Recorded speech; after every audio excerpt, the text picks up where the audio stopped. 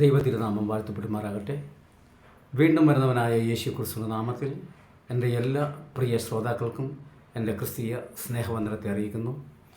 വേറിട്ട ചിന്തയുടെ 74ാമത്തെ എപ്പിസോഡിലേക്ക് ഏവരെയും സ്നേഹത്തോടെ സ്വാഗതം ചെയ്യുന്നു.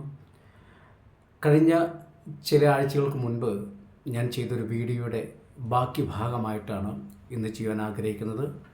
കോട്ടയത്ത് നിന്ന് ജോസ് വർഗീസ് എന്ന് പറയുന്ന ഒരു പ്രിയ ദൈവദാസൻ തൻ്റെ വിശ്വാസത്തെക്കുറിച്ച് ഗോസ്പൽ TV UPയുമായിട്ടുള്ള ആ അഭിമുഖത്തിൽ പ്രിയ ജോസ് എന്ന് പറയുന്ന ദൈവദാസൻ തൻ്റെ വിശ്വാസത്തെക്കുറിച്ചും താൻ തിരുവചനത്തിൽ കണ്ടെത്തിയ തൻ്റെ ആശയത്തെക്കുറിച്ചും പങ്കുവയ്ക്കുകയുണ്ടായി.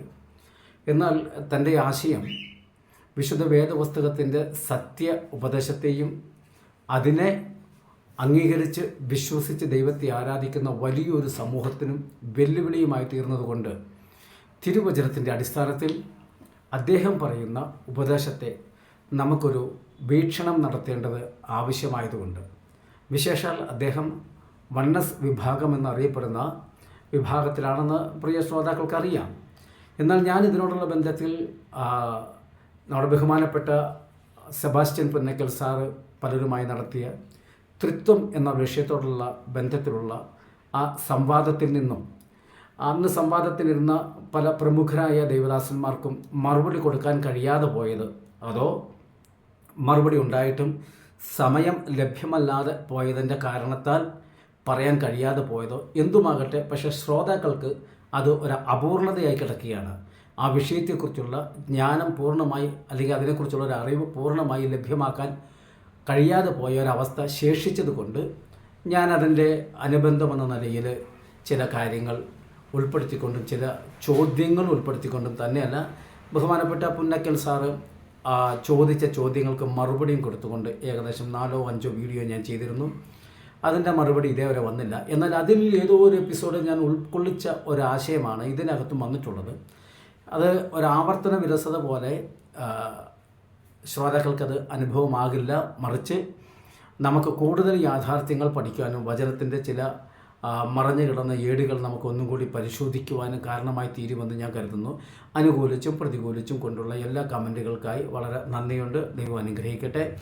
അപ്പോൾ ഇവിടെ ഇന്ന് ഈ വീഡിയോ ചെയ്യാനുള്ള കാരണം, ജോസ് വർഗീസ് എന്ന ദൈവദാസൻ ഇങ്ങനെ പറയുന്നു: പാപത്തിൽ വീണുപോയ മനുഷ്യനെ വീണ്ടെടുക്കുവാൻ ദൈവം രണ്ടാമതൊരാളെ അയച്ചല്ല, ദൈവം തന്നെ വന്നു.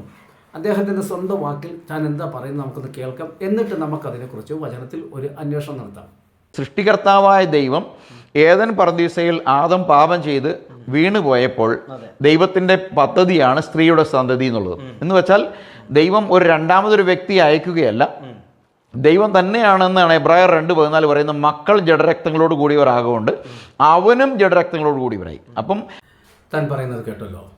അതായത് പാപികളായിപ്പോയ മനുഷ്യനെ വീണ്ടെടുക്കുവാൻ ദൈവം രണ്ടാമതൊരാളെ അയച്ചല്ല, ദൈവം തന്നെ വന്നു.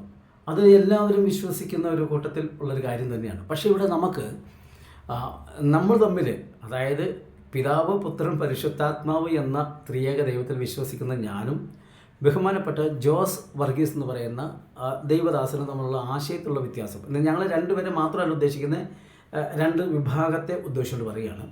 യഹോവ തന്നെയാണ് യേശുവായി വന്നത്. അപ്പോൾ അതിനെക്കുറിച്ചാണ് കഴിഞ്ഞ പ്രാവശ്യം യെശയ്യാ പ്രവചനം 40-ാം അധ്യായത്തിൻ്റെ 3-ാം വചനത്തോടുള്ള ബന്ധത്തിൽ ഞാൻ വളരെ വ്യക്തമായി അതിൻ്റെ വിശദീകരണം തന്നിരുന്നു. എന്നാൽ കൂടുതൽ വിശദീകരണത്തിലേക്ക് ഇന്ന് ഇറങ്ങുവാനാണ് ആഗ്രഹിക്കുന്നത്. പഴയ നിയമത്തിൽ നിന്നുള്ള വേദവചനങ്ങളും പുതിയ നിയമത്തിൽ നിന്നുള്ള വേദവാക്യങ്ങളും എടുത്തുകൊണ്ടുള്ള ഒരു അന്വേഷണമാണ് നമ്മൾ നടത്തുന്നത്. ഞാനെപ്പോഴും പ്രയോഗിക്കുന്ന ഒരു പദം നിങ്ങൾ ശ്രദ്ധിക്കുക: വചനത്തിലൂടെ നമുക്കൊരു അന്വേഷണം വയ്ക്കാം.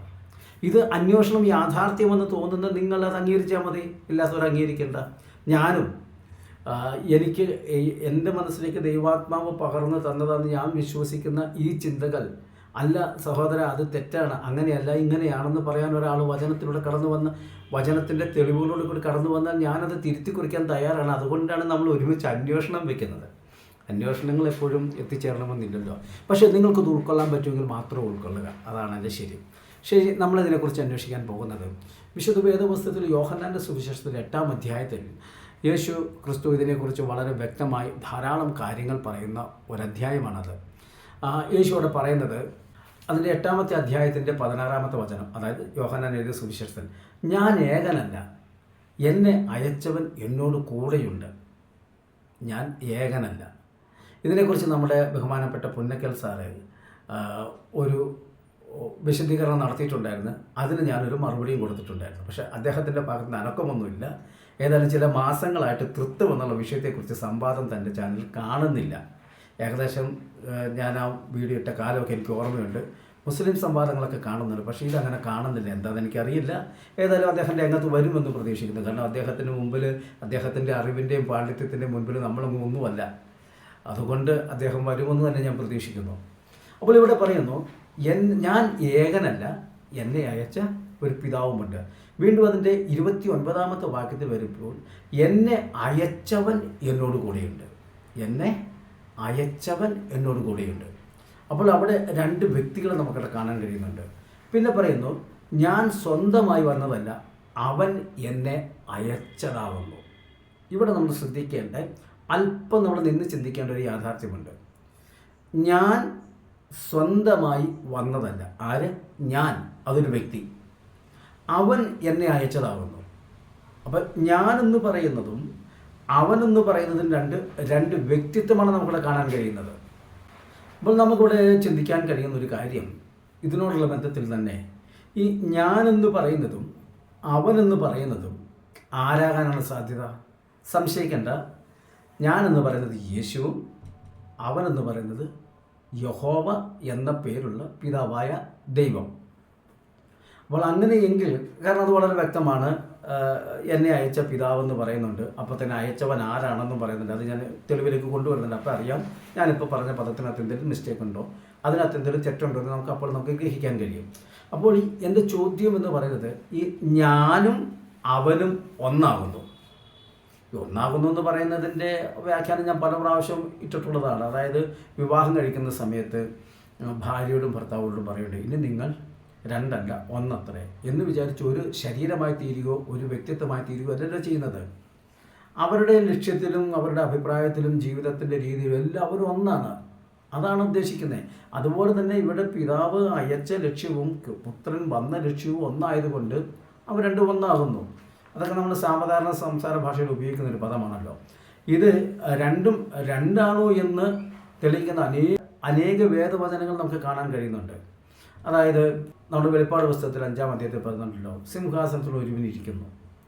അത് പിതാവാണോ, അങ്ങനെ ആരെങ്കിലും ഉണ്ടോ എന്നൊക്കെ ചോദിക്കുന്ന വന്നസുകാരല്ല. അത് വെളിപ്പാട് പുസ്തകത്തിൻ്റെ തുടർന്നുള്ള അധ്യായം വായിക്കുമ്പോൾ നമുക്ക് അറിയാവുന്ന കാര്യമുള്ളൂ, പിതാവാണോ ഇല്ലയോ എന്നുള്ളത്. പിന്നെ അവിടെ ഇരിക്കുന്നതിൻ്റെ കയ്യിൽ ഒരു പുസ്തകമുണ്ട്. അപ്പോൾ ഇരിക്കുന്നവൻ്റെ ശരീരം ഇല്ലെങ്കിൽ കയ്യിൽ പുസ്തകം വരത്തില്ലോ, ഉണ്ട്. അപ്പോൾ തന്നെ കുഞ്ഞാട് അറക്കപ്പെട്ട കുഞ്ഞാട് മാറി നിൽക്കുന്നു. കുഞ്ഞാട് വന്ന് അത് വാങ്ങുന്നു. അപ്പോൾ വരുന്നവനും കൈയുണ്ടല്ലോ. അപ്പോൾ ഈ സിംഹാസനത്തിൽ ഇരിക്കുന്നത് ആരാണ്? ദൈവത്തിൻ്റെ സിംഹാസനം എന്നാണ് പറഞ്ഞിരിക്കുന്നത്. അപ്പോൾ അതേ ദൈവം തന്നെ എബ്രായർക്കെഴുതിയ ലേഖനത്തിൻ്റെ 1-ാം അധ്യായത്തിൽ പറയുന്നു, ദൈവം പറയുന്നു പുത്രനോട്, ദൈവമേ നിന്റെ സിംഹാസനം എന്നേക്കുമുള്ളത്. പുത്രനോട് പറയുകയാണ് ദൈവമേ. ഇതാരും പറയുന്നത്? പൗലോസല്ല, ലേഖനകർത്താവായ മറ്റാരുമല്ല, അപ്പോസ്തലന്മാരിൽപ്പെട്ട ആരെങ്കിലുമല്ല, പിന്നെ ആരാ? ദൈവം തന്നെ പറയുന്നു പുത്രനോടോ, ദൈവമേ നിന്റെ സിംഹാസനം എന്നേക്കുമുള്ളത്. അപ്പോൾ ഇവിടെ വെളിപ്പാട് 5-ന്റെ സിംഹാസനം കണ്ടല്ലോ. അങ്ങനെയാണെങ്കിൽ അവിടെ ഒരുവനിരിക്കുമ്പോൾ നമ്മുടെ സിംഹാസനം എന്നല്ല പറയണ്ടേ, നമ്മുടേത് പറയാം. കാരണം യോഹന്നാൻ 8-ൽ പറയുന്നുണ്ട്, ഞാനും അവനും അങ്ങനെ ഞങ്ങൾ വന്ന് പാർക്കുമെന്നും പിതാവിനെ കുറിച്ച് യേശു പറയുന്നുണ്ട്. ഞാനും പിതാവും എന്ന് പറഞ്ഞിട്ട് അങ്ങനെ ഞങ്ങൾ വന്ന് പാർക്കും. അപ്പോൾ അവിടെ ഞങ്ങൾ എന്ന് പറയുന്ന ആ ബഹുവചനം എന്തുകൊണ്ട് ഇവിടെ നമ്മുടെ സിംഹാസനം എന്ന് പറയാത്തത് എന്താണ്? അപ്പോൾ അതിൻ്റെ ഒരു കാര്യം വ്യക്തമായി. പുത്രൻ്റെ സിംഹാസനമുണ്ട്, പിതാവിൻ്റെ സിംഹാസനമുണ്ട്. രണ്ട് സിംഹാസനം ഉറപ്പായല്ലോ. ഇത് വേറിട്ടവൻ്റെ ചിന്ത എന്ന് പറയുമ്പോൾ ദൈവത്തിന് വേറിട്ടെന്നൊക്കെ പറയുന്നത് മറുപടി ഇല്ലാത്തതുകൊണ്ട് പറയുന്നതാണ്. സാരമില്ല, നമുക്ക് ആ ഒരു വിഷമം നമുക്ക് മനസ്സിലാക്കാൻ പറ്റുമല്ലോ.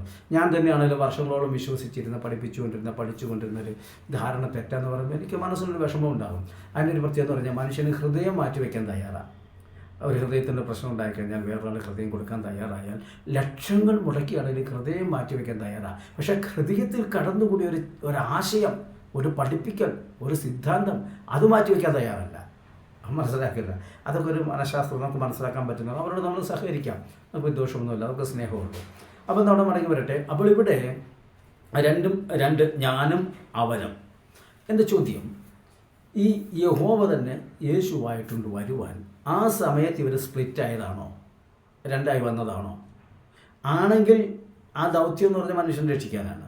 മനുഷ്യൻ്റെ രക്ഷാ പദ്ധതി കഴിഞ്ഞാൽ ഇവർ ഒന്നായി തീരുമോ? കാരണം വെളിപ്പാട് പുസ്തകം അവസാനം വരുമ്പോൾ പറയുന്നു, രാജ്യം പിതാവിനെ ഏൽപ്പിച്ചു കൊടുത്തിട്ട് പുത്രൻ അവനെ കീഴടങ്ങിയിരിക്കും. അപ്പം ഞാൻ എനിക്ക് കീഴടങ്ങിയിരിക്കത്തില്ലോ, ഞാൻ ഒന്നുകിൽ വേറൊരാൾക്ക് കീഴടങ്ങിയിരിക്കാം, അല്ലെങ്കിൽ എനിക്ക് കീഴടങ്ങി വേറൊരാൾക്ക് ഇരിക്കാം. ഞാൻ എനിക്ക് തന്നെ കീഴടങ്ങിയിരിക്കുന്നു പറയുമ്പോൾ അത് ഈ നിങ്ങൾക്ക് തൃത്വം മനസ്സിലാക്കാനൊരു ബുദ്ധിമുട്ടുണ്ടല്ലോ ജോസ് വർഗീസ് സഹോദര, നിങ്ങൾക്ക് തൃത്വം മനസ്സിലാക്കാനൊരു ബുദ്ധിമുട്ടില്ലേ? അതേ ബുദ്ധിമുട്ട് തന്നെ ഞങ്ങളിപ്പോൾ അനുഭവിക്കുക. അതായത് എങ്ങനെയാണ് നിങ്ങൾ ചോദിക്കുന്നുണ്ടല്ലോ, പിതാവും പുത്രനും പരിശുദ്ധാത്മാവും മൂന്നായിട്ട് നിൽക്കുന്നു, ആ മൂന്നും ഒന്നാകുന്നത് എങ്ങനെയാണ്? ഞങ്ങൾക്കത് മനസ്സിലാക്കാൻ പറ്റുന്നില്ല. അതുപോലെ തന്നെ ഒരു മനസ്സിലാക്കാൻ ബുദ്ധിമുട്ടാണ് ഞങ്ങൾക്കും അനുഭവപ്പെടുന്നത്. ഏതാണ്? രാജ്യം പിതാവിനെ ഏൽപ്പിച്ചു കൊടുത്തിട്ട് പിതാവ് സകലത്തിലും സകലതമാകുവാൻ വേണ്ടി പുത്രൻ കീഴടങ്ങിയിരിക്കും. ഈ ഒരാൾക്ക് കീഴടങ്ങിയിരിക്കുന്നത് എങ്ങനെയാണെന്ന് ഞങ്ങൾക്കൊന്ന് പറഞ്ഞു തന്നാൽ മറ്റു സംഭവം ഞങ്ങളും പറഞ്ഞു തരാം. മനസ്സിലായിക്കാണല്ലോ.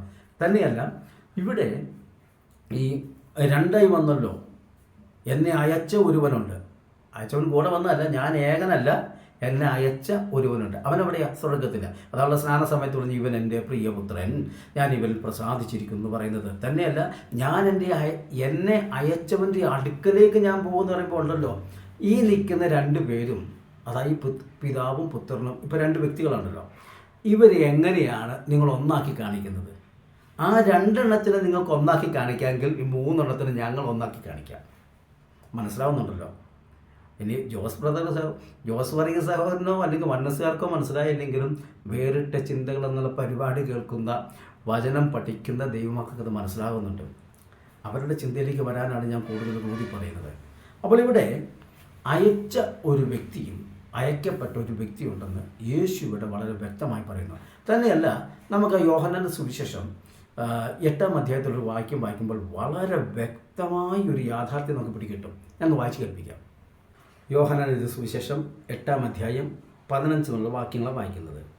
ഞാൻ ആരെയും വിധിക്കുന്നില്ല, ഞാൻ വിധിച്ചാലും ഞാൻ ഏകനല്ല, ഞാനും എന്നെ അയച്ച പിതാവും കൂടെയാകയാൽ എൻ്റെ വിധി സത്യമാകുന്നു. ഇവിടെ പറയുന്നു, ഞാൻ ഏകനല്ല, ഞാനും എൻ്റെ പിതാവും ഞങ്ങൾ ഒരുമിച്ചുണ്ട്. എന്നിട്ട് പറയുന്നത് എങ്ങനെയാണ്? രണ്ട് മനുഷ്യരുടെ സാക്ഷ്യം സത്യമെന്ന് നിങ്ങളുടെ ന്യായപ്രമാണത്തിലും എഴുതിയിരിക്കുന്നുവല്ലോ. ഞാൻ എന്നെക്കുറിച്ച് തന്നെ സാക്ഷ്യം പറയുന്നു, എന്നെ അയച്ച പിതാവും എന്നെക്കുറിച്ച് സാക്ഷ്യം പറയുന്നു. ഇവിടെ ഒരു വിധിയുടെ കാര്യമാണ് കർത്താവ് പറയുന്നത്. യേശു പറയുന്നത്, ഞാൻ വിധിച്ചാൽ വിധിയാകത്തില്ല. കാരണം ന്യായപ്രമാണത്തിൽ അവർക്കൊരു പ്രമാണമുണ്ടായിരുന്നു. രണ്ട് പേരുടെ വായും വഴിയാൽ ഏത് കാര്യവും ഉറപ്പാകും. ഒരാൾക്ക് തന്നെ പറയാൻ പറ്റത്തില്ല. അപ്പോൾ യേശുവിടെ പറയുകയാണ്, ഞാൻ തന്നെ പറയുന്നതെങ്കിൽ ആ പ്രമാണത്തിൻ്റെ അനുസരിച്ച് അത് നിങ്ങൾക്ക് സ്വീകരിക്കാൻ പറ്റത്തില്ല, അത് ഉൾക്കൊള്ളാൻ പറ്റത്തില്ല. പക്ഷേ രണ്ട് പേരുണ്ടെങ്കിൽ നിങ്ങൾക്ക് അംഗീകരിക്കാമല്ലോ. അംഗീകരിക്കാം. അതെങ്ങനെ? ഞാനും എൻ്റെ പിതാവുമുണ്ട്, ഞങ്ങൾ രണ്ടുപേരും, ഞാൻ എന്നെക്കുറിച്ച് സാക്ഷ്യം പറയുന്നു, എൻ്റെ പിതാവും എന്നെക്കുറിച്ച് സാക്ഷ്യം പറയുന്നു. ഇപ്പോൾ രണ്ട് പേരായില്ലേ? നിങ്ങൾ പറയുന്നത് പോലെ യഹോവ തന്നെയാണ് യേശുവെങ്കിൽ. ഒരു ഉദാഹരണം പറയാം. ചാക്കോ എന്ന് വിളിക്കുന്ന ആൾക്ക് മത്തായി എന്നൊരു പേരുണ്ട്. പണ്ടൊക്കെ അങ്ങനെ ഉണ്ടല്ലോ, സ്കൂളിൽ പള്ളിയിലിടാൻ്റെ പേര്, വീട്ടിൽ വിളിക്കാൻ്റെ പേര്. അപ്പോൾ ചാക്കോ എന്ന് പറയുന്നത് മത്തായി എന്ന് പറയുന്നത് ഒരാളാണെങ്കിൽ രണ്ട് പേരുടെ സാക്ഷിയൊക്കെയാണ്. ഇപ്പോൾ ഒരു വസ്തു മേടിച്ചു, അല്ലെങ്കിൽ വാഹനം മേടിച്ചു, രണ്ട് പേരുടെ സാക്ഷ്യം വേണം. അതിൽ ചാക്കോ എന്ന് പേരിട്ടൊരു സൈനിട്ട് വീണ്ടും മത്തായി എന്ന് പേരെടുത്തിട്ട് അതേപോലെ തന്നെ സൈനിട്ട് കഴിഞ്ഞാൽ രണ്ടും ഒപ്പൊന്ന് തന്നെ, പക്ഷേ പേര് രണ്ടും രണ്ട്, പക്ഷേ ആളൊന്ന്. ഒന്ന് ചാക്കോ എന്നുള്ള പേരിൽ വീട്ടിൽ വിളിക്കുന്നു, മത്തായി എന്നുള്ള പേരിൽ സ്കൂളിലും പള്ളിയിലൊക്കെ വിളിക്കുന്നു. രണ്ട് പേരാണെങ്കിലും ഒരാളല്ലേ? പക്ഷേ ഈ രണ്ട് പേര് ചാക്കോ എന്നും മത്തായി എന്നും പറഞ്ഞ് പേരെഴുതിയിട്ട് ഒപ്പിട്ടാൽ കോടതി അത് അംഗീകരിക്കുമോ? രണ്ട് പേരുടെ സാക്ഷി എന്നുള്ള മൂല്യം അതിന് കിട്ടുമോ? ഇവിടെ യഹോവ തന്നെയാണ് യേശുവെങ്കിൽ യേശു ഇവിടെ ചെയ്തത് അങ്ങനെയല്ലേ? യേശു എന്നുള്ള പേരിൽ ഒരൊപ്പ്, യഹോവ എന്നുള്ള പേരിൽ ഒരൊപ്പ്. ഇതിനേക്കാൾ വലിയ അപകടകരമായൊരു കാര്യമുണ്ട്. അത് ഞാൻ ഈ കൂട്ടത്തിൽ ഉൾപ്പെടുത്തി പോകാം. യെശയ്യാ പ്രവചനം 54-ാം അധ്യായത്തിൽ വരുമ്പോൾ പറയുന്നത്, യഹോവ എന്നാകുന്ന എൻ്റെ നാമം, അതായത് നിൻ്റെ സൃഷ്ടാവാകുന്നു നിൻ്റെ ഭർത്താവ്, സൈന്യങ്ങളുടെ യഹോവ എന്നാകുന്നു അവൻ്റെ നാമം. ഇവിടെ ഇസ്രായേലിനോട് പറയുകയാണ്, നിൻ്റെ ഭർത്താവ് നിൻ്റെ സൃഷ്ടാവാണ്, യഹോവ എന്നാകുന്നു അവൻ്റെ നാമം. അപ്പോൾ യഹോവയും ഇസ്രായേലും നമ്മളുടെ ബന്ധമെന്ന് ഭർത്താവായിട്ടാണ് പറയുന്നത്. ഒക്കെ നമ്മൾ കൊരിന്ത്യർക്കെതിരെ ലേഖനത്തിലേക്ക് പൗലോസ് പുതിയ നിയമ വിശ്വാസികൾ നോക്കിയിട്ട് പറയുന്നത്, ക്രിസ്തു എന്ന ഏക പുരുഷനെ നിങ്ങൾ നിർമ്മല കന്യകയായി വിവാഹം നിശ്ചയം ചെയ്തിരിക്കുന്നു. അപ്പോൾ പഴയ നിയമത്തിൽ വന്നപ്പോൾ വിവാഹം ഓൾറെഡി കഴിഞ്ഞു, പുതിയ നിയമത്തിൽ എടുക്കുമ്പോൾ നിശ്ചയമാണ്. ഇനി ഒന്ന് ചിന്തിച്ച് നോക്കിയാൽ, വണ്ണസുകാരുടെ പഠിപ്പിക്കലനുസരിച്ച് യഹോവ എന്നുള്ള പേരിൽ ഇസ്രായേലിനെ വിവാഹം കഴിച്ച ഭർത്താവ് ഇപ്പോഴത് ഇവിടെ യേശു എന്ന പേരിൽ വന്ന് പുതിയ നിയമസഭ എന്ന കന്യകയെ വിവാഹം കഴിക്കാൻ നിശ്ചയം ചെയ്തിരിക്കുന്നു. ഇനി വേറിട്ട് ചിന്തകൾ ഭോഷത്വമാണെന്ന് പറയുന്ന പണ്ഡിതന്മാരായിരിക്കുന്ന പ്രിയ ശ്രേഷ്ഠ സഹോദരന്മാരോടൊരു ചോദ്യം, ഇതിൻ്റെ ഒരു മറുപടി തരാമോ? വേറിട്ട് ചിന്തയൊക്കെ ഭോഷ്കാണെന്നും പോഴനാണെന്നും വിഡ്ഢിത്തരമാണെന്നൊക്കെ പറയുന്നവരോട് ഞാൻ സ്നേഹത്തോട് ചോദിക്കുക, ഇതിനൊരു മറുപടി തരാമോ? യഹോവ എന്നുള്ള പേരിൽ ഇസ്രായേലിനെ വിവാഹം കഴിച്ചിട്ട് ഇവിടെ വന്ന് യേശു എന്നുള്ള പേരിൽ പുതിയ നിയമസഭയെ വിവാഹം കഴിക്കാൻ വിവാഹം നിശ്ചയം ചെയ്തിരിക്കുന്നു. ഇങ്ങനെ ഞാൻ ഈ പത്രത്തിലൊക്കെ കണ്ടിട്ടുണ്ട്, കല്യാണരാമന്മാരെന്നും പറഞ്ഞ, അതായത് ശേഖരൻ എന്നുള്ള പേരിൽ തിരുവനന്തപുരത്ത് കല്യാണം കഴിച്ചിട്ട് ഇവിടെ വന്നിട്ട് വേലായുധൻ എന്നുള്ള പേരിൽ അടുത്ത കല്യാണം കഴിക്കുക. അങ്ങനെയൊക്കെ ഞാൻ കേട്ടിട്ടുണ്ട്. ഇതേ പരിപാടിയാണോ യേശു ചെയ്തെന്നാണോ പ്രിയ വണ്ണസുകാരെ നിങ്ങൾ പറയുന്നത്? ഇത് പരിഹാസമല്ലോട്ടെ, എൻ്റെ ശ്രോതാക്കൾക്ക് ചിന്തയുടെ ആഴങ്ങളിലേക്ക് ഇറങ്ങാൻ വേണ്ടി പറഞ്ഞെന്നുള്ളൂ. കേൾക്കുന്നവർക്ക് ഇപ്പോൾ മനസ്സിലായി, എടാ ശരിയാണല്ലോ എന്നൊരു തോന്നൽ വന്നില്ലേ ഈ ഉദാഹരണത്തിലൂടെ? യഹോവ എന്നുള്ള പേരിൽ ഇസ്രായേലിനെ വിവാഹം കഴിച്ച് ഭർത്താവ് സ്ഥാനത്ത് നിൽക്കുന്ന ആളിവിടെ യേശു എന്നുള്ള പേരിൽ കന്യകയെ വിവാഹം കഴിക്കുന്നു. അപ്പോൾ അങ്ങനെയൊക്കെ നമുക്ക് ധാരണ പോകേണ്ടി വരും. അപ്പോൾ നമ്മൾ ഇവിടെ പറയാൻ ആഗ്രഹിക്കുന്ന കാര്യം എന്ന് പറയുന്നത്, ആ യഹോവ തന്നെയാണ് യേശു എന്നുള്ള പേരിൽ ഇങ്ങോട്ട് വന്നതെങ്കിൽ ഇവിടെ രണ്ട് പേരുടെ സാക്ഷ്യമാകുമോ? ആകത്തില്ല. ആ രണ്ട് വ്യക്തികളാണെങ്കിൽ മാത്രമേ ആകത്തുള്ളൂ. പിന്നെ നിങ്ങളുടെ വിഷയം എത്ര ദൈവം ഉണ്ടെന്നല്ലേ ഇപ്പോഴും പറയുന്നു. വേറിട്ട ചിന്തകളിലൂടെ വചനം പഠിപ്പിക്കുന്ന ഈ സഹോദരൻ ഏക ദൈവ വിശ്വാസിയാണ്, ബഹുദൈവങ്ങൾ ഇല്ല. ഇനി അതെങ്ങനെ ഒക്കുന്നതെന്നുള്ളതാണ് വിഷയം. അതൊപ്പിക്കാനൊക്കെ വചനത്തിലുണ്ട്. അത് നമ്മൾ പുറത്തേക്ക് വിടാൻ വെച്ച താമസമുണ്ട്. അപ്പോൾ ഞാൻ ആദ്യം പറഞ്ഞല്ലോ, ഈ രണ്ടായി നിൽക്കുന്ന സ്വർഗത്തിരിക്കുന്ന പിതാവും ഭൂമിയിലിരിക്കുന്ന യേശുവും ഒന്നാണെന്ന് നിങ്ങൾ പറയുമ്പോൾ ഒന്നാക്കി ഒന്ന് കാണിക്കണം. അതായത് രാജ്യം പിതാവിനെ ഏൽപ്പിച്ചിട്ട് പിതാവിനെ കീഴടക്കുന്ന പുത്രനും പിതാവും ഒന്നാണെന്ന് നിങ്ങളൊന്ന് കാണിക്കാമെങ്കിൽ, പക്ഷെ നിങ്ങളെ കൊണ്ട് അത് കാണിക്കാൻ സാധിക്കത്തില്ല. അത് സാധിക്കണമെങ്കിൽ ഞങ്ങൾ പറയുന്ന വിശ്വാസത്തിലേക്ക് വരണം. അതുകൊണ്ട് എനിക്കത് നിങ്ങളോട് പറയാൻ പറ്റും, ഞാനത് പറയുകയും ചെയ്യും, വെളിപ്പെടുത്തുകയും ചെയ്യും സമയമാകുമ്പോൾ. അപ്പോൾ ഇവിടെ മടങ്ങി വരട്ടെ. ഈ പറയപ്പെടുന്നത് ദൈവം രണ്ടാമതൊരാളെ അയച്ചല്ല. ശരി, രണ്ടാമത് ഒരാളെന്ന് ഉദ്ദേശിക്കുന്നത് നിങ്ങൾ ആരെ ഉദ്ദേശിക്കും? ഞങ്ങൾ പറയുന്നത് ദൈവം തന്നെയാണ് ഭൂമിയിലേക്ക് വന്നത്. അത് ഫിലിപ്പിയർക്കെന്ന ലേഖനത്തിൽ പറയുന്നുണ്ട്, അവൻ ദൈവത്തോടുള്ള സമത്വം മുറുകെ പിടിച്ചോളെന്ന് വിചാരിക്കാതെ പോകുന്നതെന്ന് പറയുന്നുണ്ടല്ലോ. ആ സമത്വം അവിടെ വെച്ചിട്ടേ പോകുന്നതെന്നുള്ള പറയുന്നുണ്ട്. അവിടെ സമത്വം ഇവിടെ വെച്ചിട്ട് ഇവിടെ വന്നപ്പോൾ മനുഷ്യനായി. ചിലർ ആ മനുഷ്യനെ ഇന്നലത്തെ എപ്പിസോഡിൽ പറഞ്ഞിട്ടുണ്ടായിരുന്നു. ആ മനുഷ്യനെ മാത്രം കണ്ടിട്ട് യേശു മനുഷ്യനെന്ന് പറയുന്നവരുണ്ട്. ആകട്ടെ, നമ്മളിപ്പോൾ പണ്ട് രണ്ട് ആനയെ കാണാൻ പോയ കാര്യം വന്നില്ല. കാലെ ചെന്ന് പിടിച്ചിട്ട് ആന തൂണ് പോലെ ഇരിക്കണേ, വാലയെ പിടിച്ച് ശരീരത്തിൽ തൊട്ടിട്ട് വാറ് പോലെ ഇരിക്കുന്നത്, വാലയിൽ പിടിച്ചിട്ട് ജൂല് പോലെ ഇരിക്കുന്നത്, ചെവിയെ പിടിച്ചിട്ട് മുറം പോലെ ഇരിക്കുന്നത് പതില്ല. അവരത് ഓരോ ഭാഗമേ കണ്ടുള്ളൂ. എന്ന് പറഞ്ഞാൽ സ്വർഗത്തിലെ മഹിമ പിടിഞ്ഞ് ഭൂമിയിലേക്ക് വന്ന് നമ്മൾ പറയുള്ള സുരലോക സുഖം പിടിഞ്ഞു എന്നെ തേടി വന്ന ഒരിടയൻ. ആ സുരലോക സുഖം പിടിച്ചിട്ട് തേടി വന്ന ഇടയനെ നമ്മൾ കണ്ടത്. അത്രയും മാത്രം വെളിപ്പെടുമ്പോൾ മനുഷ്യനെന്ന് തോന്നി. ആകട്ടെ, ഇനി ബാക്കി കൂടെ വെളിപ്പെടുമ്പോൾ അവർക്ക് കാര്യം എന്താ സംഭവം മനസ്സിലാകും. അതങ്ങനെ ഇരിക്കട്ടെ. പക്ഷേ നമ്മളോട് പറഞ്ഞു വരുന്ന ഭാഗം, ആ ദൈവം തന്നെയാണ് ഭൂമിയിലേക്ക് മനുഷ്യനായിട്ട് വന്നത്. പക്ഷെ അത് യഹോവ തന്നെ അല്ല എന്ന് വിശുദ്ധ വേദപുസ്തകം വളരെ വ്യക്തമായി പഠിപ്പിക്കുന്നു. അതിന് നമുക്ക് ഞാൻ കൂടെ പറഞ്ഞിട്ടുള്ള വാക്യമാണ് യെശയ്യാപ്രവചനത്തിൽ 48-ാം അധ്യായത്തിൻ്റെ 16-ാമത്തെ വചനം വായിക്കുമ്പോൾ, യഹോവയായ കർത്താവും തൻ്റെ ആത്മാവും എന്നെ അയച്ചിരിക്കുന്നു. ഇനി അതിനേക്കാൾ ഉപരിയായി, അതൊക്കെ എൻ്റെ ശ്രോതാക്കൾ ധാരാളം കേട്ടത്, ആവർത്തിച്ച് കേട്ടതാണ്. പക്ഷേ നിങ്ങൾക്ക് ഒരു ആവർത്തന വ്യവസ്ഥ തോന്നരുതേ. നമ്മുടെ പഠനത്തിൻ്റെ ആഴങ്ങളിലേക്ക് ഒന്ന് പോകാൻ ഞാനൊന്ന് കൂട്ടുപിടിച്ചെന്ന് മാത്രം. നമുക്കിനി സക്കറിയ പ്രവചനത്തിൻ്റെ പുസ്തകത്തിൻ്റെ 2-ാമത്തെ അധ്യായത്തിൻ്റെ ഓരോ വാക്യങ്ങളെടുത്ത് നമ്മളൊരു പഠനം നടത്താൻ പോവുക. ഓരോ വാക്യങ്ങളെടുത്ത് അപ്പോൾ നമുക്ക് കൂടുതലായിട്ടുള്ള വചന സത്യങ്ങൾ നമുക്ക് വെളിപ്പെട്ട് വരും. നമുക്കതിലേക്കൊന്ന് പ്രവേശിക്കാം. സക്കറിയ പ്രവചനം അതിൻ്റെ 2-ാം അധ്യായം ഞാൻ വാക്യാണ്. ഞാൻ പിന്നെയും തല പൊക്കി നോക്കിയപ്പോൾ കയ്യിൽ അളവുനൂൽ പിടിച്ചിരിക്കുന്ന ഒരു പുരുഷനെ കണ്ടു. ഇവിടുത്തെ ഞാൻ എന്ന് പറയുന്നത് പ്രവാചകനാണ്, സക്കറിയാവാണ്. അദ്ദേഹം തല പൊക്കി നോക്കിയപ്പോൾ ഒരു പുരുഷനെ കണ്ട്, കയ്യിൽ അളവുനൂലുമായിട്ടൊരു പുരുഷനെ കണ്ടു. ആ പുരുഷൻ എന്ന് മാത്രമേ പറഞ്ഞിട്ടുള്ളൂ. അതാരാണ് എന്ന് നമുക്ക് തുടർന്ന് വായിച്ചു വരുമ്പോൾ നമുക്ക് മനസ്സിലാക്കാൻ പറ്റും. നീ എവിടേക്ക് പോകുന്നുവെന്ന് ഞാൻ ചോദിച്ചതിന് അവൻ യെരുശലേമിനെ അളന്ന് അതിലെ വീതി എന്തെന്ന് നീളം എന്തെന്ന് നോക്കുവാൻ പോകുന്നു എന്ന് എന്നോട് പറഞ്ഞു. ഇവിടെ ചോദിക്കുന്നയാൾ പ്രവാചകൻ, സംസാരിക്കുന്നത് ആ പുരുഷൻ. എന്നാൽ എന്നോട് സംസാരിക്കുന്ന ദൂതൻ പുറത്തു വന്നു. ഇപ്പോൾ ആ പുരുഷനെ എന്തോന്നാണ് വിളിക്കുന്നത്? എന്നോട് സംസാരിക്കുന്നത്. അതായത് ഈ മറുപടി പറഞ്ഞ ആ വ്യക്തിയെ ദൂതൻ എന്നവിടെ വിളിക്കുകയാണ്. ദൂതൻ പുറത്തേക്ക് വന്നു. അവനെ എതിരേൽപ്പാൻ മറ്റൊരു ദൂതനും വന്ന് അവനോട് പറഞ്ഞത്. ഇനി ശ്രദ്ധിക്കുക, ഇവിടെ പ്രവാചകനല്ല, മറ്റ് രണ്ടുപേര് തമ്മിൽ സംസാരിക്കുകയാണ്. അപ്പോൾ ഇവിടെ പറയുകയാണ്, എന്നോട് ആദ്യം സംസാരിച്ച ആ ദൂതനെ എതിരേൽപ്പാൻ മറ്റൊരു ദൂതനെ. ഒരിക്കലും ഒരു ദൂതനെ എതിരേൽപ്പാൻ മറ്റൊരു ദൂതൻ വരുമെന്ന് നമ്മൾ വിശ്വസിക്കേണ്ട. കാരണം അവർക്ക് തുല്യമായ പദവികളാണ് ദൈവമുമ്പാകെയുള്ളത്. അപ്പോൾ അങ്ങനെ ഒരു ദൂതൻ മറ്റൊരാളെ എതിരേൽക്കണമെങ്കിൽ അവൻ ദൂതനേക്കാൾ ഉയർന്ന സ്ഥാനം ഉള്ളവനായിരിക്കണം. മനസ്സിലായി കാണുമല്ലോ?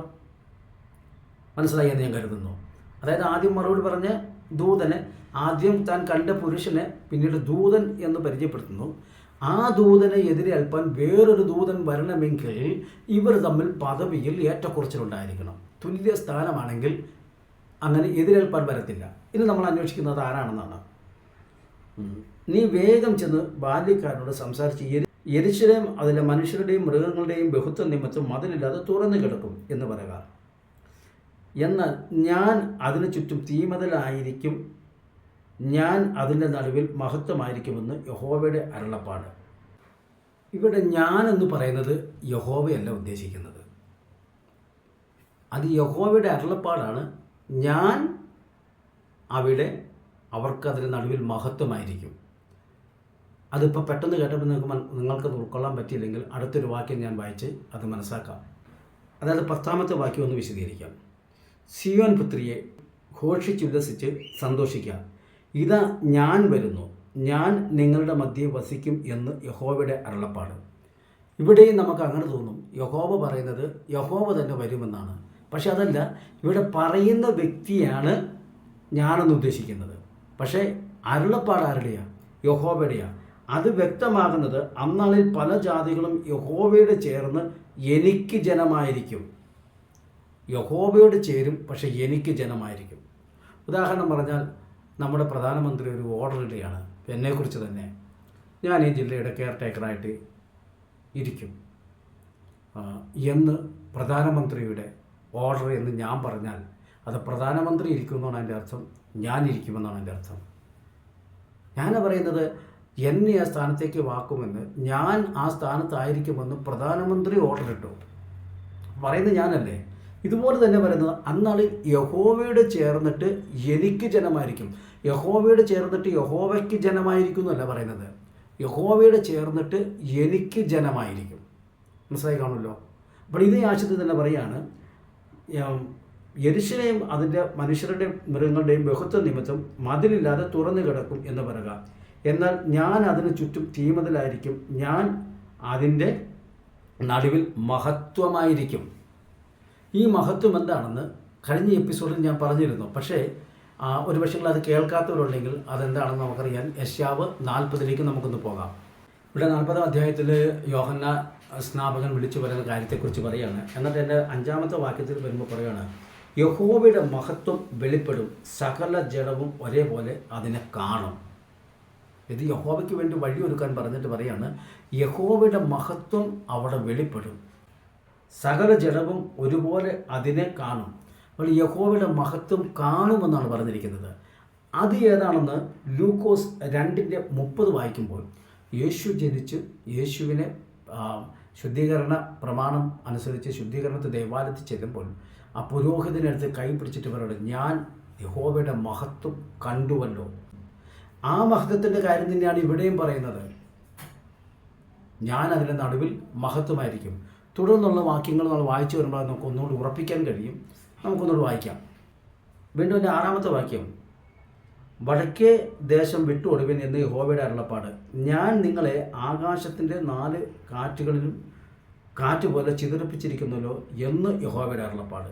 ഇവിടെ പറയുമ്പോൾ എടുത്തു പറയുന്നുണ്ട് എന്ന് യഹോവയുടെ അരുളപ്പാട്. അത് യഹോവ തന്നെ പറയുന്നതാണ്. അത് വളരെ വ്യക്തമായിട്ട് നമുക്കവിടെ മനസ്സിലാക്കാൻ കഴിയും. എന്നാൽ അടുത്ത വാക്യത്തിൽ, ഹേ ബാബേൽ പുത്രിയുടെ അടുക്കൽ പാർക്കുന്ന സിയോനെ ചാടിപ്പോക, സൈന്യങ്ങളുടെ യഹോവ ഇപ്രകാരം അരുളി ചെയ്യുന്നു, നിങ്ങളോട് കവർച്ച ചെയ്ത ജാതികളുടെ അടുക്കൽ അവൻ എന്നെ മഹത്വത്തിനായി അയച്ചിരിക്കുന്നു. ഇതും യഹോവയുടെ അരുളപ്പാടായിട്ട് പറയുന്നത്. കാരണം അവൻ യഹോവ എന്നെ യേശുവിനെ അയച്ചിരിക്കുന്നു. ആരെ? മഹത്വമായിട്ട്. അപ്പോൾ യഹോവ എന്നെ മഹത്വത്തിനായി അയച്ചിരിക്കുന്നു. ഇതാരെ പറയുന്നറിയാമോ? ഏറ്റവും മുകളിൽ കണ്ട പുരുഷനാണ് ഈ പറഞ്ഞു വരുന്നത്. അത് കണക്ട് ചെയ്ത് വേണം നമ്മളത് പഠിക്കാനായിട്ട്. നിങ്ങളെ തൊടുന്നവൻ അവൻ്റെ കൺമണിയെ തൊടുന്നു. ആരുടെ? യഹോവയുടെ. യേശു പറയാണ്, അതായത് ഈ അയക്കപ്പെട്ട പുരുഷൻ പറയുകയാണ്, നിങ്ങളെ തൊടുന്നവൻ അവൻ്റെ കൺമണിയെ തൊടുന്നു. എൻ്റെന്നല്ല പറഞ്ഞിരിക്കുന്നത്, യഹോവയുടെ കൺമണിയെ തൊടുന്നു. അപ്പോൾ ഈ പുരുഷൻ ദൂതനല്ല എന്നുള്ളതിന് വ്യക്തമായ തെളിവാണ് ഞാൻ ആദ്യം പറഞ്ഞത്. അവനെ എതിരേൽപ്പാൻ മറ്റൊരു ദൂതൻ. അപ്പോൾ ഒരു ദൂതനെ എതിരേൽപ്പാൻ വേറൊരു ദൂതൻ വരത്തില്ല. അപ്പോൾ അതവിടെ വ്യക്തമായി. പിന്നെ പറയുന്നു, ഞാൻ നിങ്ങളുടെ നേരെ കൈകൊടുക്കും, അവർ തങ്ങളുടെ ദാസന്മാർക്ക് കവർച്ചയായി തീരും. സൈന്യങ്ങളുടെ യഹോവ എന്നെ അയച്ചിരിക്കുന്നു എന്ന് നിങ്ങൾ അറിയുകയും ചെയ്യും. പറയാണ്. ഇപ്പോൾ ജോസ് വർഗീസ് സഹോദര, ഇവിടെ സക്കറിയ പ്രവാചകനും പറയുന്നത്, യേശു പറയുന്നത് സൈന്യങ്ങളുടെ യഹോവ എന്നെ അയച്ചിരിക്കുന്നു എന്നാണ്. ഇത് പ്രവാചകനൊന്നുമല്ല. പ്രവാചകനാണെങ്കിൽ അവരുടെ ഇടയിൽ മഹത്വമായിട്ടൊന്നും ഇരിക്കത്തില്ല. തന്നെയല്ല, ഇത് ഭാവിയിൽ നടക്കാൻ പോകുന്ന കാര്യമായിട്ടാണ് പറഞ്ഞിരിക്കുന്നത്. തന്നെയല്ല, ഈ പുരുഷനെ കാണുന്നത് പ്രവാചകനാണ്. ഇവിടെ ഈ പറയുന്ന എന്നെ, ഞാൻ എന്നൊക്കെ പറയുന്ന ആ പുരുഷനെ കാണുന്നത് പ്രവാചകനാണ്. അത് വളരെ വ്യക്തമാണ്. നമ്മളതങ്ങനെ ചേർത്ത് പഠിച്ചാലേ, നമ്മളതന്നെ വളരെ ഗൗരവമായ ആഴങ്ങളിൽ ചിന്തിച്ച് പഠിച്ചാൽ നമുക്കത് മനസ്സിലാക്കാൻ കഴിയും.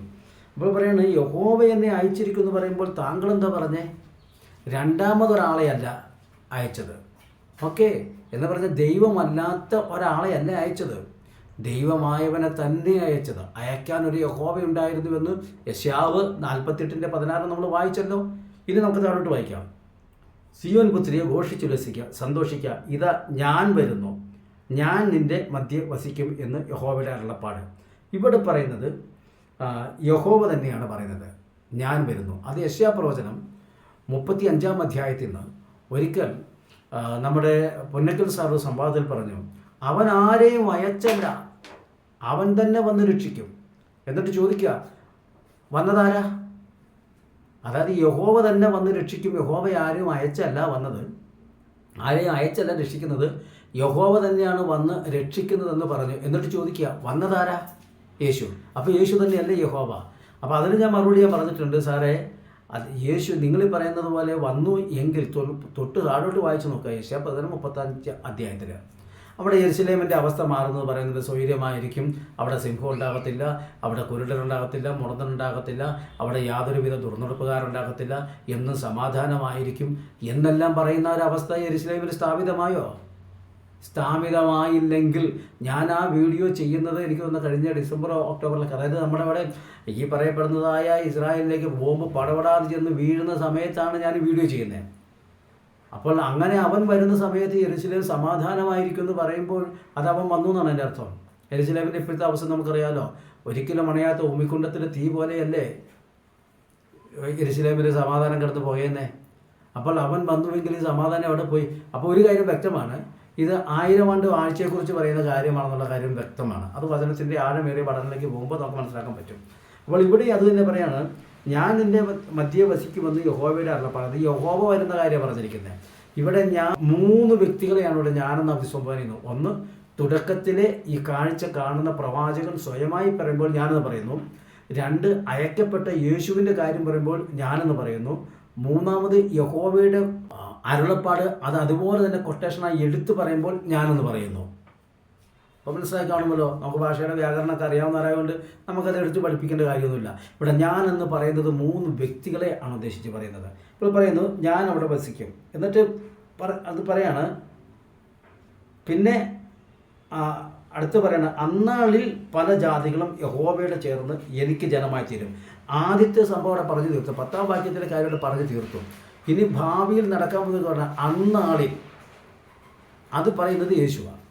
അന്നാളിൽ പല ജാതികളും യഹോവയുടെ ചേർന്ന് എനിക്ക് ജനമായി തീരും, ഞാൻ അവരുടെ മധ്യയിൽ വസിക്കും. സൈന്യങ്ങളുടെ യഹോവ എന്നെ നിന്റെ അടുക്കൽ അയച്ചിരിക്കുന്നു എന്ന് നീ അറിയും. സൈന്യങ്ങളുടെ യഹോവ എന്നെ അയച്ചിരിക്കുന്നുവെന്ന് നിങ്ങൾ അറിയുമെന്ന് പറയണമെങ്കിൽ യഹോവ അയച്ച ഒരാൾക്ക് വേണ്ടി അങ്ങനെ പറയാൻ പറ്റത്തുള്ളൂ. അതാരെയാ? എവിടെ അയച്ചത്? എങ്ങോട്ട് അയച്ചത്? ഇതെല്ലാം ഞാൻ ആദ്യം മുൻകാലങ്ങളിൽ ആദ്യം ഞാൻ അദ്ദേഹത്തിൻ്റെ ജോസ് വർഗീസ് സാറിൻ്റെ ഒരു വീഡിയോയ്ക്ക് ഞാൻ മറുപടി പറഞ്ഞല്ലോ, യഹോവ തന്നെയാണ് യേശു എന്ന് പറയുന്ന വാദത്തിന് മറുപടി കൊടുത്ത കൂട്ടത്തിൽ എൻ്റെ വിശദീകരണം ഉണ്ടായിരുന്നു. അപ്പോൾ ഇത് ചേർന്ന് പഠിച്ചാൽ നമുക്കത് മനസ്സിലാക്കാൻ കഴിയും.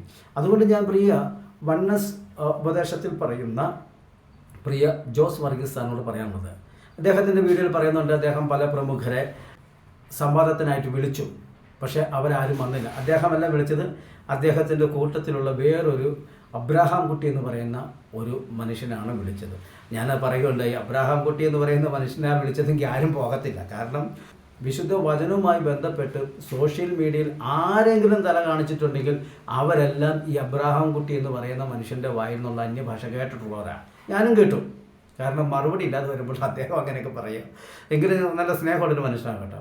എനിക്ക് തൻ്റെ ചില വീഡിയോകളൊക്കെ കാണുമ്പോൾ എന്നെ തന്നെയാണല്ലോ അതിസംഭവം വളരെ സ്നേഹത്തോടു കൂടിയാണ് പറയുന്നത്. അത് അദ്ദേഹത്തിൻ്റെ ഒരു വീക്ക്നെസ്. പുള്ളി പറയും, അദ്ദേഹം പറയുമ്പോൾ ഇച്ചിരി കോപിച്ചൊക്കെ കണ്ട് പറയും, വേണ്ടാത്ത ശൈലിയൊക്കെ പറയും. പുള്ളി തന്നെ എന്നോട് പറഞ്ഞു, എൻ്റെ നേതാക്കന്മാർ എനിക്കൊരു താക്കീത് തന്നിട്ടുണ്ട്, ഇങ്ങനെയൊന്നും പറയരുത് എന്ന് പറയുന്നത്, എന്നാലും പറഞ്ഞു പോകുന്നത്. എങ്കിലും ഞങ്ങളിപ്പോൾ അങ്ങനെ വിളിക്കാറില്ല. എങ്കിലും മനസ്സുകൊണ്ട് ഞാൻ വളരെ സൗഹൃദം സൂക്ഷിക്കുന്ന ഒരു മനുഷ്യനാണ് അബ്രഹാം കുട്ടി. പക്ഷെ അദ്ദേഹത്തിൻ്റെ ഒരു പരാജയമാണത്. ഒരുപക്ഷെങ്കിൽ അദ്ദേഹത്തിന് തൻ്റെ ഉപദേശത്തോട് തനിക്കുള്ള തീക്ഷ്ണത തൻ്റെ ഉള്ളിൽ കത്തുന്നതുകൊണ്ടായിരിക്കും താൻ അങ്ങനെയൊക്കെ പറയുന്നത്. പക്ഷെ പറയുന്നത് മോശമാണെന്നോ അസഭ്യമാണെന്നുള്ള വിചാരമൊന്നും പുള്ളിക്കില്ല. പുള്ളിയുടെ ഉള്ളിൽ കത്തുന്ന ആ തീക്ഷ്ണത, അദ്ദേഹത്തിൻ്റെ ഉപദേശത്തുള്ള തീക്ഷ്ണത, അതിൻ്റെ ആ വശത്തോട് ചിന്തിക്കുമ്പോൾ ഞാൻ അദ്ദേഹത്തെ ബഹുമാനിക്കുന്നു. കാരണം അവനവൻ അറിയാവുന്ന വിശ്വാസത്തെക്കുറിച്ച് ഒരു തീക്ഷ്ണതയുണ്ട്. നമ്മുടെ ശൗൽ അങ്ങനെയാണല്ലോ ചെയ്തത്. ശൗൽ അന്ന് അനുകരിച്ചിരുന്ന വിശ്വാസത്തെക്കുറിച്ച് തീക്ഷ്ണത കൊണ്ടാണല്ലോ ക്രിസ്ത്യാനികൾ ഉപദ്രവിച്ച് നടന്നത്. പക്ഷെ ശൗല് യഥാർത്ഥത്തിൽ കർത്താവിനെ പിടിക്കപ്പെട്ടപ്പോൾ അതൊക്കെ വിട്ടു പോകുന്നത് പോലെ ഈ സഹോദരന്മാരൊക്കെ സത്യവചനം മനസ്സിലാക്കുന്ന സമയത്തോട്ട് വിട്ടു പോരട്ടെ. ജോസ് വർഗീസ് എന്ന് പറഞ്ഞ സഹോദരൻ സാക്ഷി ഞാൻ കേട്ടിരുന്നു. നല്ലൊരു സാക്ഷ്യമാണ്. താൻ കത്തോലിക്ക സഭയിൽ കൂടിക്കൊണ്ടപ്പോൾ 10-40 പേര് തൻ്റെ കൂടെ ഉണ്ടായിരുന്നു. അവരെല്ലാം ഏക സത്യ ദൈവത്തെക്കുറിച്ച് അറിഞ്ഞപ്പോൾ വിട്ടു പോകുന്നത്, അതൊക്കെ നല്ലൊരു മനോഭാവമാണ്. യാഥാർത്ഥ്യത്തിലേക്ക് അവരെ നയിക്കാൻ സാധ്യതയുള്ള ഒരു സ്റ്റെപ്പായിരുന്നു. പക്ഷെ അവരതിലേക്ക് എത്തിച്ചേർന്നില്ല. ഞാൻ വിചാരിക്കുന്നു വേറിട്ട ചിന്തകൾ തുടർച്ചയായിട്ട് കേട്ടാൽ അതൊക്കെ സംഭവിക്കുമെന്ന് എനിക്ക് തോന്നുന്നു. കാരണം ഇതൊക്കെ സത്യവചനമല്ലേ, നമ്മളാരും എഴുതി വയ്ക്കുന്നതല്ലല്ലോ. വചനമെടുത്ത് വെറുതെ എന്തോ ഒരു വ്യാഖ്യാനവും ഇല്ല, ഡയറക്റ്റായിട്ട് നമ്മൾ വായിച്ചുകൊണ്ട് പറയുക അല്ലേ, യഹോവയായി കർത്താവ് തൻ്റെ ആത്മാവും എന്നെ അയച്ചിരിക്കുന്നു എന്ന് പറയുന്നതിൻ്റെ പിന്നീട് നമ്മൾ വ്യാഖ്യാനത്തിന് പോകാനോ വ്യാകരണം അന്വേഷിക്കാനോ ഭാഷ അന്വേഷിക്കാനോ ഒന്നും പോകണ്ട. വളരെ വ്യക്തമായി എഴുതിയിരിക്കുകയാണ്. അപ്പോൾ അതുകൊണ്ട് ഇത് നമുക്ക് കൂടുതൽ യാഥാർത്ഥ്യങ്ങൾ മനസ്സിലാക്കാനും പഠിക്കാനും ഉതകട്ടെ. എൻ്റെ പ്രിയ ശ്രോതാക്കൾ വീണ്ടും വചനത്തിൻ്റെ കൂടുതൽ യാഥാർത്ഥ്യം അറിയാനായി വേറിട്ട ചിന്തയോട് കാണിക്കുന്ന എല്ലാ സഹകരണങ്ങൾക്കായി വളരെ നന്ദിയുണ്ട്. ദൈവം ധാരാളമായി അനുഗ്രഹിക്കട്ടെ. വീണ്ടും നമുക്ക് പുതിയ ചിന്തകളോടും പഠനങ്ങളോടും കൂടി കാണാം. അതുവരെ ദൈവം നമ്മളെ ഏവരെയും സഹായിക്കട്ടെ. കഴിഞ്ഞ ദിവസം ഞാൻ എൻ്റെ ഒരു ചാനൽ ഞാൻ ഓർപ്പിച്ചതുപോലെ സത്യ ഉപദേശം ഉൾക്കൊള്ളുന്നവരെ ചേർത്തുകൊണ്ട് കൂടുതലായിട്ട് വചന സത്യങ്ങളും യാഥാർത്ഥ്യങ്ങളും ഗ്രഹിക്കാൻ പഠിക്കാൻ താല്പര്യമുള്ളവർക്കും തങ്ങൾ ഭരമേൽപ്പിച്ചിരിക്കുന്ന ശുശ്രൂഷകൾ മറ്റുള്ളവർക്ക് വേണ്ടി പങ്കുവയ്ക്കാൻ തയ്യാറുള്ളവരുമായവരുമായിട്ട് ചേർന്ന് ഒരു വാട്സപ്പ് കൂട്ടായ്മ ചെയ്യാൻ ആഗ്രഹിക്കുന്നു. അതുകൊണ്ട് അങ്ങനെ താല്പര്യമുള്ളവർ എൻ്റെ ഈ നമ്പറിലേക്ക് നിങ്ങൾ വാട്സപ്പ് ചെയ്ത് താല്പര്യമുണ്ടെന്നോ അല്ലെങ്കിൽ യെസ് എന്നോ മാത്രം അടിച്ച് നിങ്ങൾ വിടുക. നമുക്ക് ഒരുമിച്ച് യാത്ര ചെയ്യാം. വചനത്തിൻ്റെ സത്യങ്ങൾ നമുക്ക് ഗ്രഹിച്ചിരിക്കാൻ സഹായിക്കട്ടെ. ദുരുപദേശത്തിൻ്റെ കുടുക്കിൽ പെട്ടുപോകാതിരിക്കാൻ ദൈവം നമ്മൾ സഹായിക്കട്ടെ. നിങ്ങളുടെ പ്രാർത്ഥന എനിക്ക് വലിയ അനുഗ്രഹമാണ്. എൻ്റെ പ്രാർത്ഥന നിങ്ങൾക്കുണ്ടായിരിക്കും. ദൈവം നമ്മൾ ധാരാളമായി അനുഗ്രഹിക്കട്ടെ. എല്ലാവർക്കും വീണ്ടും ഒരു വന്ദനം കൂടി ചൊല്ലിക്കൊണ്ട് ഞാൻ വാക്കുകൾ വിരമിക്കുന്നു. ദൈവം നമ്മെ അനുഗ്രഹിക്കുമാറാകട്ടെ.